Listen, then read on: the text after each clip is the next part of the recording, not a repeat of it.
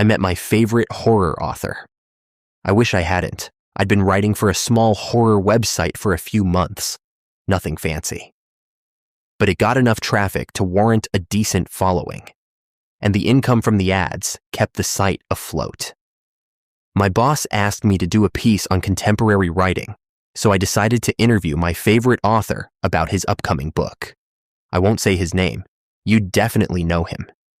He's lowbrow and under the radar, but his novellas have gained him a cult following. Avid fans of his are a bit extreme. They follow him everywhere.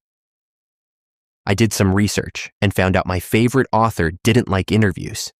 If he did them, they were only over the phone.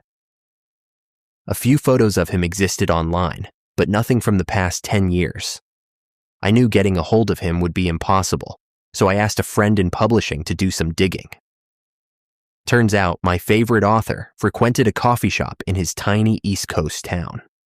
If I could get there in the early morning hours and beg for an interview, maybe he'd do it. It took about 12 hours of driving to reach the town. I rented a small bed and breakfast close to the cafe. I went to bed early, woke up at 6 a.m., and waited at a corner table in the shop for the author to arrive. It was around 8 a.m. when I noticed him shuffle in. He wore a long beard, a gray hoodie, and torn jeans. An eccentrically dressed man and woman trailed him. I figured these two were his fans because they had the same long hair and dark clothes. The man wore a scraggly beard and lip piercings. The woman sported dark lipstick and eyeliner. I wanted to approach the author and ask him for an